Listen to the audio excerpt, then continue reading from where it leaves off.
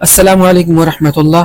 یہ دو دوستوں کا واقعہ ہے جو تفسیر ابن کثیر میں لکھا ہوا ہے۔ تو دو دوست تھے، آپس میں کاروبار میں شریک تھے۔ ان کے پاس 8,000 اشرفیاں جمع ہو گئی۔ ایک چونکہ پیشے سے واقف تھا اور دوسرا ناواقف تھا، اس لیے اس واقف کار نے ناواقف سے کہا اب ہمارا نباہ مشکل ہے، آپ اپنا حق لے کر الگ ہو جائیے، آپ کام کاج سے ناواقف ہے۔ چنانچہ دونوں نے اپنے اپنے حصے الگ کر لیے اور جدا ہو گئے۔ پھر پیشے سے واقف کار نے بادشاہ کے مر جانے کے بعد اس کا شاہی محل 1,000 دینار میں خریدا۔ اپنے ساتھی کو بلا کر اسے دکھایا اور کہا بتلاؤ میں نے کیسی چیز خریدی۔ اس کے ساتھی نے بڑی تعریف کی اور یہاں سے باہر چلا۔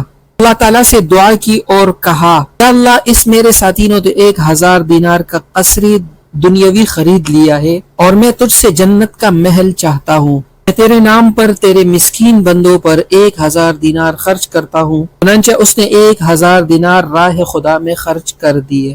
پھر اس دنیادار شخص نے ایک زمانے کے بعد 1,000 دینار خرچ کر کے اپنا نکاح کیا۔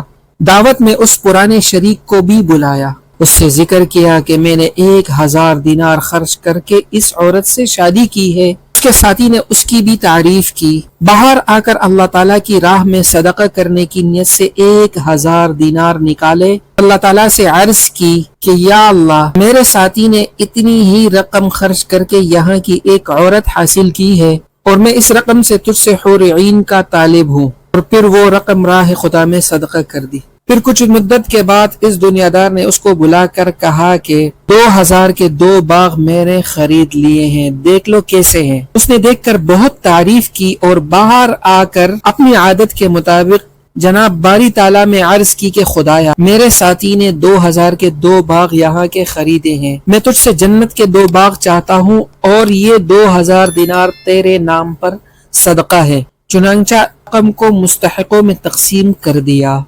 پھر جب فرشتہ ان دونوں کو فوت کر کے لے گیا، اس صدقہ کرنے والے کو جنت کے محل میں پہنچا دیا گیا، اور ایک حسین عورت بھی ملی، 2 باغ بھی دیے گئے، اور وہ نعمتیں ملی جنہیں بجز اللہ تعالیٰ کے اور کوئی نہیں جانتا۔ اسے اس وقت وہ اپنا وہ ساتھی یاد آ گیا۔ فرشتے نے بتلایا کہ وہ تو جہنم میں ہے، اگر چاہو تو جانگ کر اسے دیکھ سکتے ہو۔ جب اسے جہنم کے اندر جلتا دیکھا، کہا کہ قریب تھا کہ تو مجھے بھی چکمہ دے جاتا، اور یہ تو رب تعالیٰ کی مہربانی ہوئی کہ میں بچ گیا۔ سبحان اللہ۔ یہ صدقہ کرنے کے بہت ہی عجیب واقعہ ہے، اور ہم اپنے اللہ سے دعا کریں کہ اللہ ہمیں بھی ایسی توفیق عطا فرمائے۔ ویڈیو کو لائک کرے، شیئر کرے، ہمارے چینل نکر موتی کو ضرور سبسکرائب کریں۔ جزاک اللہ۔